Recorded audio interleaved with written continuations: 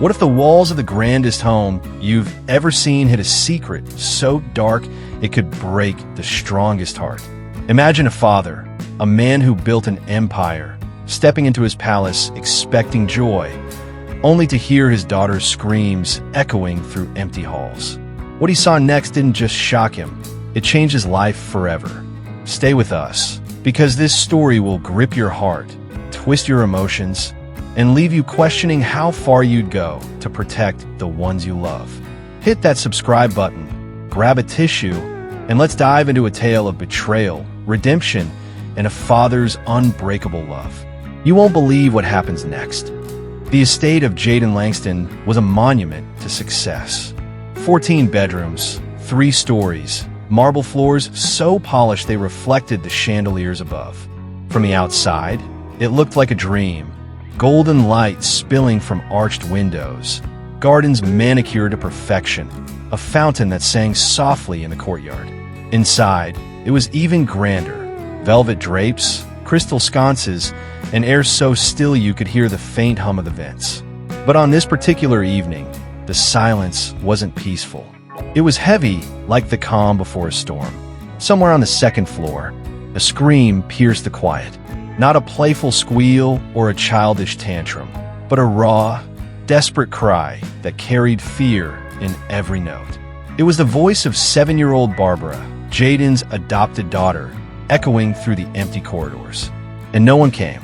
Not the chef who usually hummed in the kitchen, not the gardener trimming the hedges, not the tutor with her ever-present notebook. The mansion was a ghost town, deliberately cleared by Evelyn, the head housekeeper who'd served the Langston family for over a decade. Evelyn was a fixture in the household, her sharp gray eyes and tightly pinned bun as much a part of the estate as the gold-trimmed walls. She held the master keys, set the schedules, and commanded respect from every staff member. That morning, she'd sent everyone away, claiming Jaden had ordered a deep clean of the entire estate. "The family needs privacy," she'd said, her voice clipped and final. No one questioned her.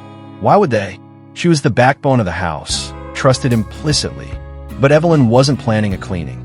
She was orchestrating something far darker. Upstairs, in a bedroom painted like a fairy tale with pink walls and a canopy bed, little Barbara sat trembling. Her small hands clutched a worn stuffed fox, its button eyes glinting in the soft light. Tears streamed down her cheeks, her breaths hitching as Evelyn loomed over her, her face twisted with venom. "You ungrateful little brat," Evelyn hissed, her voice low and cutting. "You think you're special because he picked you out of some orphanage? You're nothing but a burden, a prop for his perfect image." Barbara's tiny body shook. "I just wanted to call Daddy," she whispered, her voice barely audible. Evelyn's eyes narrowed, her finger jabbing an inch from Barbara's face. "You don't get to speak unless I say so. I've been running this house since before you existed. You think your tears mean anything to me?" Barbara curled tighter into herself, her knees pulled to her chest. "Please," she sobbed. "I didn't mean to." "You don't belong here," Evelyn snapped, her voice dropping to a chilling whisper. "You're a charity case, nothing more. He'll tire of you, just like he did the others." The words cut deeper than any shout, slicing into Barbara's heart. She'd only been with Jaden for 2 years, plucked from foster home where she'd learned to make herself small, invisible. He'd promised her a home, a family, a place to belong. But Evelyn's words echoed her deepest fear, that she was temporary, unwanted, a mistake. What neither of them knew was that Jaden Langston, the man who owned this empire, had just stepped through the front door. His private jet had landed 6 hours early, and he dismissed his driver at the gate, eager to surprise Barbara with a gift, a hand-carved wooden fox he'd found in a small shop in Paris, perfect to match her favorite toy. He was smiling, his briefcase still in hand, picturing her face lighting up. But then he heard it, a scream, sharp and terrified, slicing through the silence of the mansion. His smile vanished. His heart thudded in his chest. The gift bag slipped from his fingers, hitting the marble floor with a soft thud. What was happening to his daughter? Jaden's footsteps pounded up the spiral staircase, his polished shoes slipping slightly on the marble. His mind raced, conjuring every worst-case scenario. Was Barbara hurt? Had someone broken in? The mansion was a fortress, security systems, cameras, guards, but the scream told him something was horribly wrong. He reached the second floor, turning left down the hallway lined with gilded portraits and soft lighting. Barbara's bedroom door was ajar, the light spilling out like a beacon. His breath caught as he pushed it open, and the sight before him stopped his heart. Barbara sat on the edge of her canopied bed, her small body curled into a ball, her face streaked with tears. Her stuffed fox lay clutched against her chest, her knuckles white from gripping it. Evelyn stood over her, her posture rigid, her face a mask of cold fury. "You think you're untouchable because of him?" Evelyn's voice was a venomous hiss. Her finger pointed like a weapon at Barbara's trembling form. "You're a nobody, and you'll never be part of this world." Jaden froze in the doorway, his blood turning to ice. For a split second, time seemed to stop. Evelyn's head turned slightly, and her eyes widened as she saw him. The color drained from her face, her composure cracking like glass. "Mr. Langston," she stammered, stepping back. I didn't hear you come in." Barbara's eyes met his, wide and desperate. "Daddy," she cried, sliding off the bed and stumbling toward him. Her small body crashed into his, and he dropped to his knees, wrapping her in his arms. She was shaking, her sobs muffled against his suit jacket. He held her tightly, his hand stroking her hair, but his gaze locked onto Evelyn. "What?" he said, his voice low and trembling with rage. "Is going on here?" Evelyn's mouth opened and closed like a fish out of water. "She was being difficult, sir. Throwing a tantrum. I was just calming her down." Barbara's voice was a whisper against his chest. "I just wanted to call you." She wouldn't let me. Jaden's jaw clenched. He looked at Evelyn, her crisp uniform suddenly seeming like a costume for a villain. "Who else is in the house?" he asked, his tone dangerously calm. "Just me," Evelyn said quickly. "I sent the staff away for the day. For maintenance, like you requested." "Like I requested?" Jaden's voice was a blade. "I gave no such order." Evelyn's face paled further, her hands twitching at her sides. Jaden pressed a button on the wall, activating the private security intercom. "Vincent," he said, his voice steady but laced with fury. "Come to Barbara's room. Bring another staff member. Evelyn is leaving. Now." "Sir, please," Evelyn began, her voice cracking. "This is a misunderstanding." "Enough." Jaden's word was final, his eyes burning with a fire that silenced her. He didn't need to raise his voice. The weight of his presence was enough. As security escorted Evelyn out, Jaden sat motionless on the bed, Barbara still in his arms. Her breathing was uneven, her small hands clinging to his lapel. The room felt too big, too cold, despite the warm glow of the chandelier. He whispered into her hair, "You're safe now. I'm here." But the words felt hollow to him. How had this happened in his own home? How had he failed to protect the one person who mattered most? Barbara's voice broke the silence, so soft he almost missed it. "She said you'd send me away if I told you what she said." Jaden's heart shattered. He pulled back just enough to look in her eyes, red and swollen from crying. "Send you away?" His voice cracked. "Barbara, you're my daughter. I chose you. I love you. No one will ever take you from me." "She said I don't belong here," Barbara whispered, her lip trembling. "That I'm just a project." Jaden closed his eyes, fighting the tears that burned behind them. He cupped her face gently, his thumb wiping away a stray tear. "You belong here more than anyone. You're my home, Barbara. You're my everything." Her small arms wrapped around his neck, and she buried her face in his shoulder. For the first time that evening, her trembling began to ease. But Jaden's mind was a storm. How long had this been happening? How many times had Evelyn, or anyone else, made Barbara feel like she didn't belong? The guilt clawed at him, sharp and relentless. As he carried Barbara downstairs, her head resting against his shoulder, a new question burned in his mind. Was Evelyn acting alone, or was there something deeper at play? The mansion, once a symbol of his success, now felt like a maze of secrets, and he was determined to uncover every single one. Was this the end of the betrayal, or just the beginning? The next morning, the mansion buzzed with quiet tension. The staff had returned, their faces a mix of confusion and unease. Jaden had spent the night in Barbara's room, sleeping in an armchair beside her bed, unwilling to let her out of his sight. She'd fallen asleep, clutching his hand, her stuffed fox tucked under her chin. By 8 a.m., Jaden was in his study, his phone pressed to his ear. He'd already contacted his head of security, Vincent, and demanded a full review of the household's operations. "I want every staff member's background checked again," he said, his voice like steel. "No exceptions." Vincent hesitated.